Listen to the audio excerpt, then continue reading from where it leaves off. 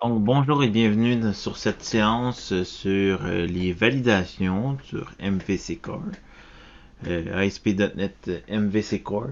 Donc aujourd'hui, nous allons voir dans le fond les niveaux de validation, les annotations qu'on utilise pour valider justement les modèles, comment on peut contrôler le HTML généré et les contraintes dans les URL, donc un retour sur ça aussi.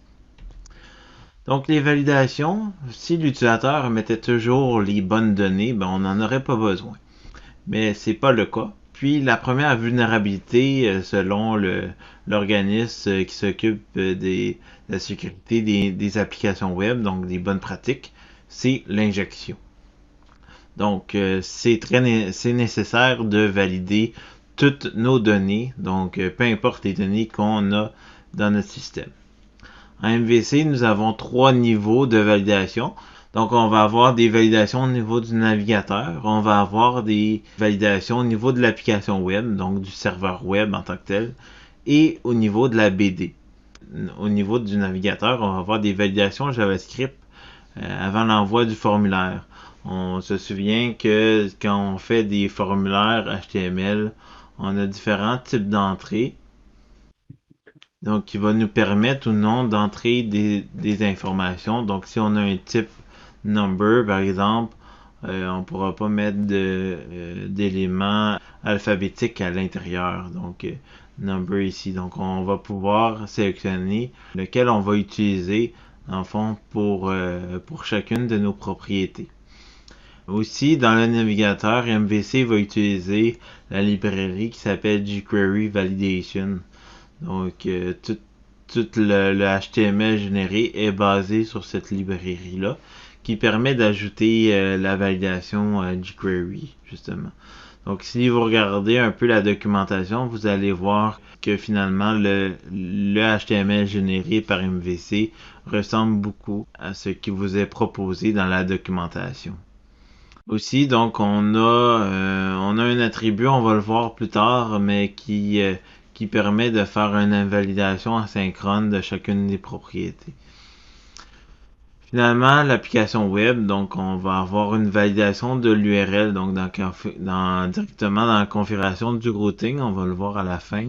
On a aussi une validation du modèle en proprement parler, directement quand on crée le modèle, donc on va le voir plus en détail aussi. Puis chacune des configurations des modèles va créer des contraintes de la base de données, donc des notes nulles, des grandeurs de champ, des clés étrangères, clés primaires.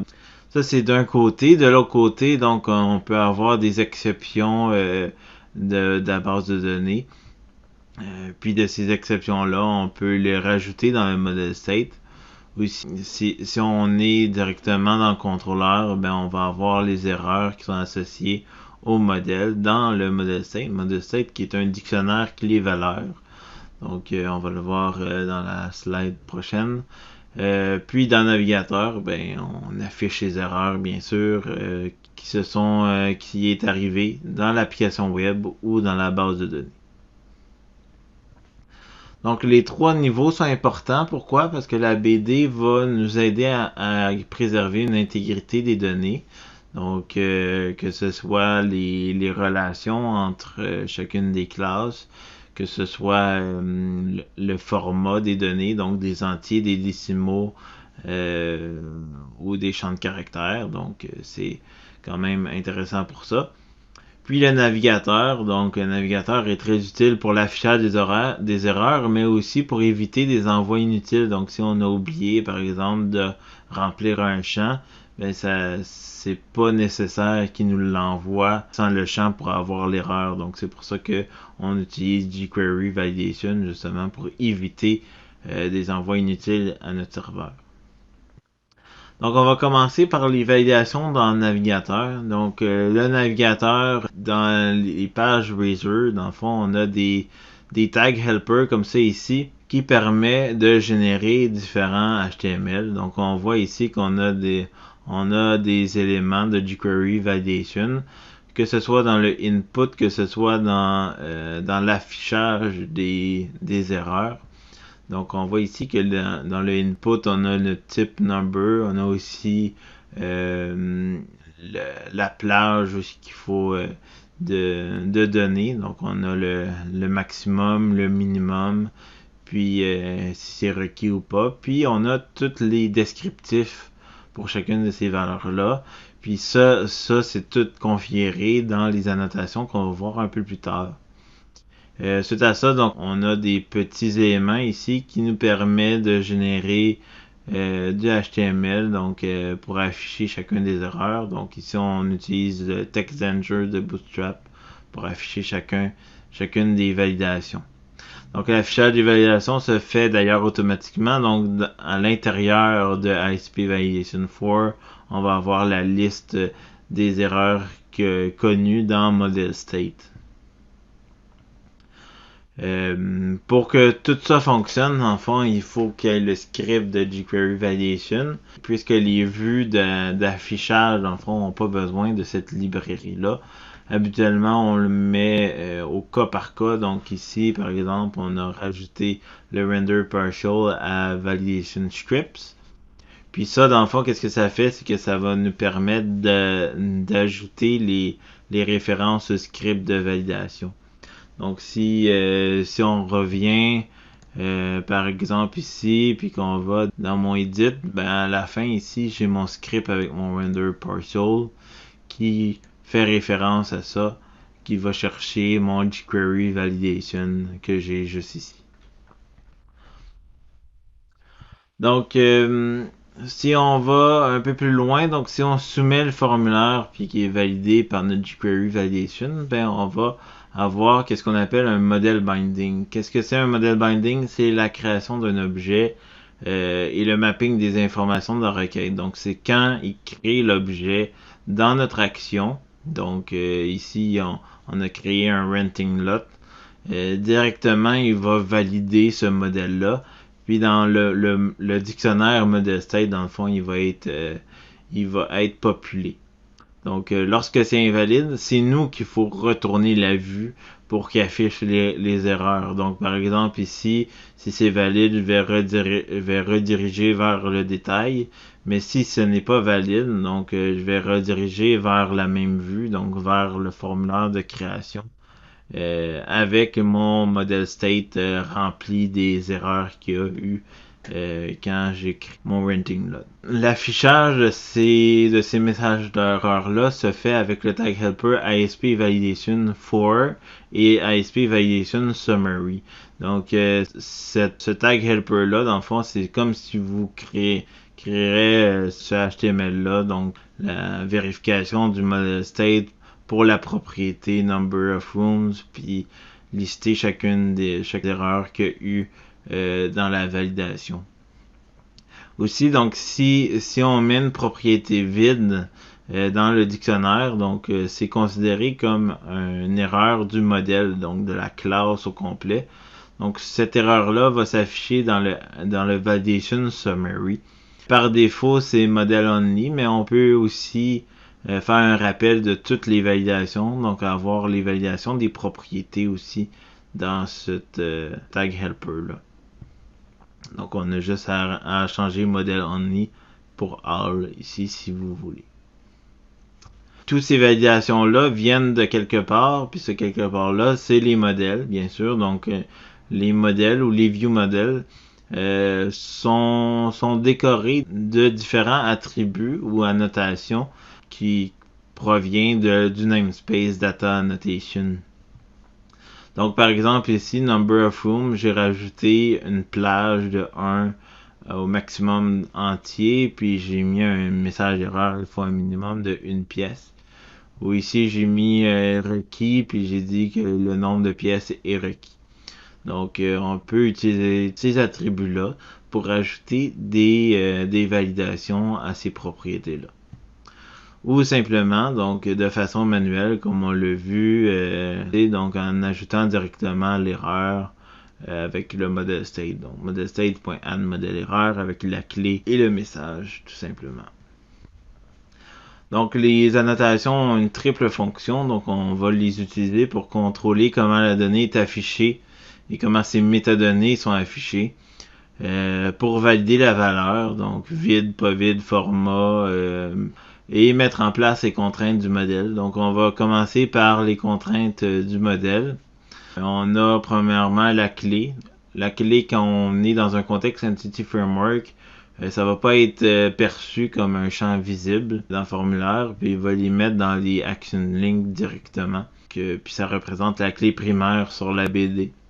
On a timestamp, dans le fond, qui est un champ qui permet de valider la concurrence. Donc, par exemple, il va ajouter dans le where du update non seulement l'identifiant, mais aussi le timestamp pour éviter que deux personnes, dans le fond, mettent à jour le même enregistrement.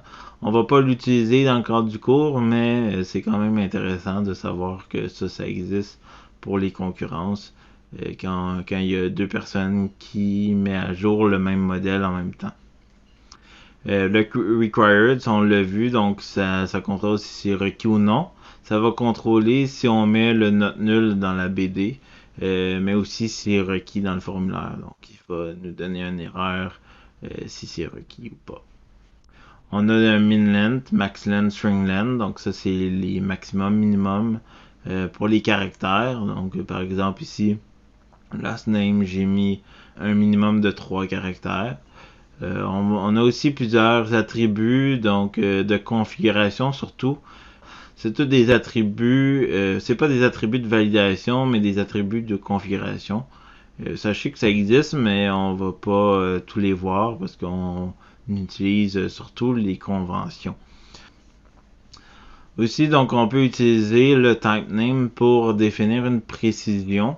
Donc, par exemple, ici, on a rajouté décimal 10.2. Donc, ça, on peut faire ça pour n'importe quoi. Donc, par exemple, un string, je peux dire que c'est un char 10, varchar 10, and varchar 10. On peut aussi le faire avec notre modèle builder. Donc, juste comme ça, le has column type, c'est la même chose que l'ajouter en attribut. Donc, on a d'autres annotations. Donc, les annotations qu'on vient de voir, c'est surtout utilisé pour des contraintes de base de données. Donc, les autres annotations, ça va être des validations un peu plus complexes. Donc, par exemple, pour valider que c'est un courriel ou un téléphone. Donc, je les ai mis en liste ici. Donc, on a premièrement compare qui compare deux champs texte. C'est surtout utilisé pour les mots de passe, par exemple, pour valider des courriels ou peu importe. Les expressions régulières, donc pour valider par rapport à une expression régulière. Ici, si vous avez des questions sur les regex, vous pouvez me le demander aussi. Credit card, donc pour valider les cartes de crédit. Donc pour valider les cartes de crédit, on doit inclure un JavaScript de plus. Donc, c'est les additional méthodes qu'il faut rajouter. L'URL, donc vérifier que la propriété a un format URL. Email pour vérifier que c'est un courriel. Téléphone pour vérifier que c'est un téléphone. Et le range, finalement, pour vérifier que c'est une plage entre les deux. Puis pour chacun des éléments, donc on a la propriété erreur message qui nous permet d'ajouter un message d'erreur. Donc, par exemple, ici, j'étais dans le nombre de pièces, donc il faut un minimum de une pièce. Puis aussi, les erreurs messages sont paramétrables. Donc, la première valeur, c'est tout le temps la propriété en tant que telle, donc le nombre de pièces. Premier, ça va être le premier paramètre, donc le 1. Et le 2, ça va être le deuxième paramètre de l'attribut, donc le max value, par exemple. Si on utilise le champ 0 demande un minimum de 1, ben tu vas avoir le champ nombre de pièces demande un minimum de 1 pièce et doit être positif. On peut utiliser les paramètres des messages d'erreur comme ça ici. Finalement, donc l'attribut remote. Donc l'attribut remote va permettre de faire un appel asynchrone pour vérifier qu'une donnée est valide. Donc, on l'utilise un peu comme les validations. Donc, on va utiliser remote ici. Puis à l'intérieur, on va lui dire quelle action puis quel contrôleur qu'il faut qu'il appelle. Donc, par exemple, mon adresse peut dire L'action c'est Verify Address, contrôleur building, donc il va aller faire un post dans mon Verify Address avec l'adresse. Puis ici, dans le fond, je peux retourner s'il y a une erreur ou si c'est correct. Donc ça ici, par exemple, c'est pas dans le Data Annotation, c'est directement dans le MVC. Donc si vous le faites dans le projet Database, vous devez installer cette librairie-là en plus de qu'est-ce que vous avez déjà installé. Donc c'est comme ça. Souvent, ça c'est utilisé, par exemple, si vous devez choisir un username. Donc vous tapez un username, vous sortez du formulaire, il va faire un appel asynchrone à cette fonction-là, puis il va valider est-ce que le username a été utilisé ou pas. Puis si c'est utilisé, ben il va mettre le message d'erreur. Si c'est pas utilisé, ben il va rien mettre, tout simplement. Donc c'est comme ça que c'est utilisé. Une petite attention ici, le remote est une validation du navigateur seulement, donc il faut refaire cette validation à la sauvegarde. Donc on a vu les validations fournies par défaut, on peut aussi créer nos propres validations. On peut prendre notre modèle et le faire descendre de iValidateTable Object, comme ça ici, qui consiste à ajouter une méthode. Donc par exemple, ici, j'ai pris l'exemple de Microsoft. Donc, ils ont un film, dans le fond, qui a différents genres. Dans le validate, il va retourner mon validation result. Donc, si c'est classique et c'est plus grand que 1960, par exemple, il va dire que les classiques doivent avoir une release date qui sont plus petits que l'année spécifiée ici. Puis à l'intérieur, on va dire propriété du modèle, dans le fond, sur lequel on est validé. Donc ici, on valide sur release date. Vous pouvez rajouter plusieurs propriétés. Donc quand vous allez le valider dans le model state, il va avoir le message sur les différentes propriétés que vous avez mis là. Vous pouvez aussi ne rien mettre, donc juste mettre un objet vide. Ça va être un validation result sur le modèle en tant que tel. Aussi, on peut créer notre propre attribut. Donc, c'est un peu le même principe. On a un isValid ici. Puis, ça va nous retourner le validation result avec le message d'erreur qu'on a mis. Aussi, on peut vouloir refaire la validation. Donc, si après notre modèle binding, on réédite le modèle, comme ici, là, number of rooms, j'ai changé pour prendre sur le maximum entre les deux. Donc, juste avant, je claire le dictionnaire pour pas qu'il y ait les anciennes erreurs. Puis, je vais le revalider.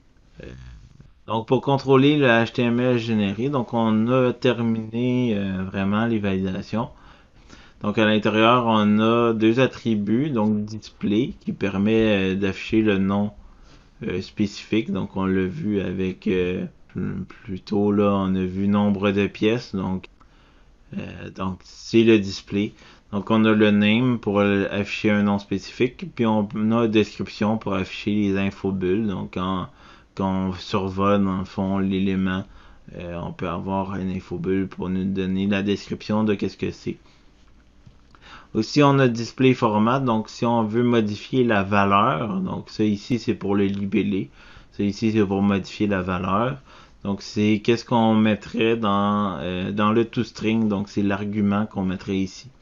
Par exemple, ici, sur le prix, j'ai mis un format string de currency, donc C2. Donc, c'est vraiment un toString, mais c'est avec un string format. Donc, il faut mettre le 0 pour le premier paramètre, qui est la valeur de l'élément. Puis après ça, mettre le format à la suite. Donc, par exemple, ici, j'ai mis currency avec 2 décimales. On peut aussi appliquer ce toString-là dans le rendu d'édition. Donc, quand il va rendre le input, la valeur, il va appliquer le format qui est mis dans le data format string. Donc, en faisant apply format in edit mode. Donc, ça peut être intéressant pour ça. Suite à ça, donc on a des types de données. Donc avec data type qui est qui est une annotation aussi. Vous pouvez rajouter, si c'est un URL, un numéro de téléphone, un temps, un date time, un email, aussi un multiline text. Une chose à faire attention quand vous utilisez les data types, c'est que ce n'est pas des validations. Donc ça va juste changer le type ici dans vos inputs. Donc quand vous utilisez data type URL, il faut aussi rajouter la validation URL sur chacune de ces propriétés-là. Finalement, donc la dernière notion que je voulais vous montrer, c'est les contraintes dans l'URL. Donc, quand on crée des routes, dans le fond, on peut y donner des contraintes. Par exemple, ici, j'ai post by ID. Donc, à l'intérieur du post, je peux y dire que j'ai un ID entier. Puis ici, j'ai un post by post name. Donc, avec le ID, je peux dire que c'est un alphabétique. Donc, avec ces contraintes-là, je peux choisir une route ou l'autre. Il faut faire attention avec ces contraintes-là, par contre, parce que si ça répond pas à la contrainte, ben ça va faire une erreur 4 en 4 tout simplement. Ici, on a les contraintes possibles, donc in float, decimal, datetime, double, bool length, maximum range alpha et regex. Vous pouvez faire des contraintes custom, mais on n'entrera pas là-dedans. Vous pouvez chercher sur Google, c'est quand même assez simple. C'est encore une classe à hériter, à implanter, puis à rajouter dans la configuration des services. Donc c'est comme ça qu'on l'utilise. Puis on va les utiliser dans le fond en les ajoutant dans les routes. Par exemple ici, j'ai rajouté entier à mon ID. Ici j'ai rajouté un range. Ici j'ai rajouté un regex ID. Puis on peut les combiner. Par exemple ici, j'ai un ID alphabétique avec un regex qui commence par H. Donc comme ça ici. On peut aussi le changer directement sur l'action en utilisant l'attribut route. Donc, si vous avez une action et vous voulez changer la route directement dans l'action, ben vous pouvez le faire avec ça ici. Donc, c'est tout pour la théorie de ça.